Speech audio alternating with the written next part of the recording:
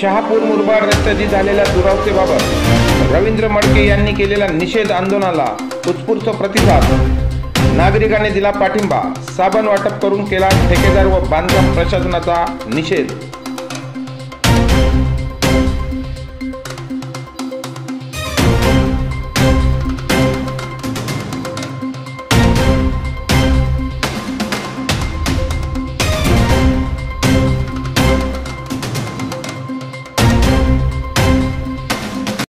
मुरबाड मार्गे हा रस्ता अनेक वर्ष चालू आहे।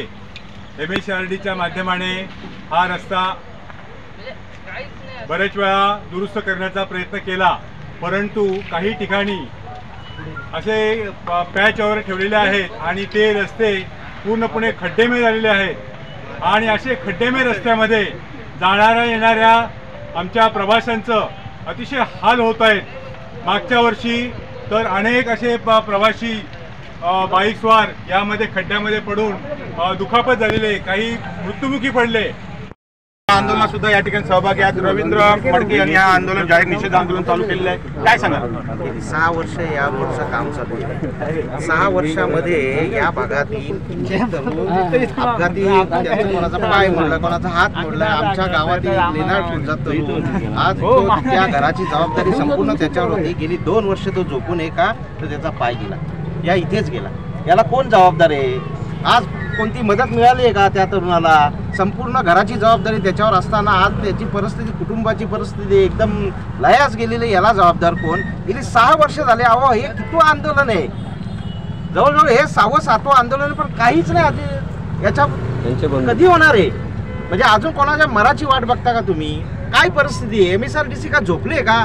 आज या शेजारीचा रोड गेलाय समृद्धी, आज तिथे जोराने काम होतं, इथे का नाही होत? तो पण MSRDCचा रोड, हा पण MSRDCला। मग असा भेदभाव का? इथून जाणारे ह्या रोडनी जाणारे का माणसं नाही आहेत का? हे कळत नाही का शासनाला? अजून काय करावं आम्ही? या आंदोलनाच्या निमित्त आपण जनतेला, या भागातील जनतेला काय सांगाल?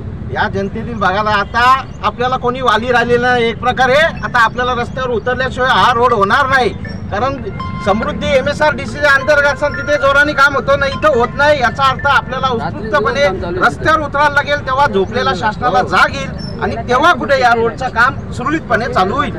काय सांगाल? हे हात तुझं या ठिकाणी फ्रॅक्चर झालेला आहे, हे कशामुळे झालेलं आहे? हे रोडमुळे, या रस्त्यामुळे काय झालं तुझं? ही गाडी, माझी बाईक स्लिप झाली, गाडी स्लिप झाली। मग अपघाती असा तरुण आहे, काय सांगाल या संदर्भात? या रस्त्याबाबत रस्ता लवकरात लवकर झाला पाहिजे। मडके साहेब, आज आपण निषेध आंदोलन करतायत, काय सांगाल या संदर्भात? हे निषेध आंदोलन हे मी तहसीलदार व पोलीस प्रशासनाला निवेदन दिलं होतं, परंतु या निषेध आंदोलनात लोकांनी स्वतःहून या ठिकाणी निषेध आंदोलनाला मला सहकार्य केलंय आणि त्यांच्या जनभावना लक्षात घेऊन या ठिकाणी आंदोलन करण्यात येत आहे। आणि जर पोलीस प्रशासन किंवा तहसीलदार यांना वाटत असेल का हे निषेध आंदोलन होतं, तर त्या पद्धतीने हे निषेध आंदोलन चालू, लोकांनी स्वतःहून या ठिकाणी या आंदोलनात सहभाग दर्शवला आहे।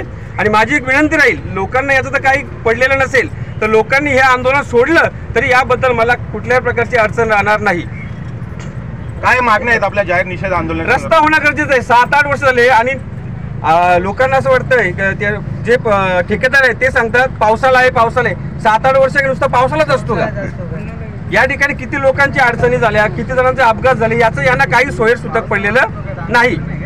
साबण वाटप आपण करताना दिसले आम्हाला, काय सांगायला या संदर्भात? या ठिकाणी 4 व्हीलरवाले ते आरामात जातात, त्यांना कुठल्याच प्रकारची अडचण काही होत नाही। परंतु त्या बाजून जर एखादा बाईक स्पॉट जातो, तो कामावर जात असताना अचानक त्याच्या कपड्यावर जेव्हा घाण पडते, घाण पडल्यानंतर त्याला असं एक गिल्टी फील होतं की मी कामावर जाऊ की परत येऊ।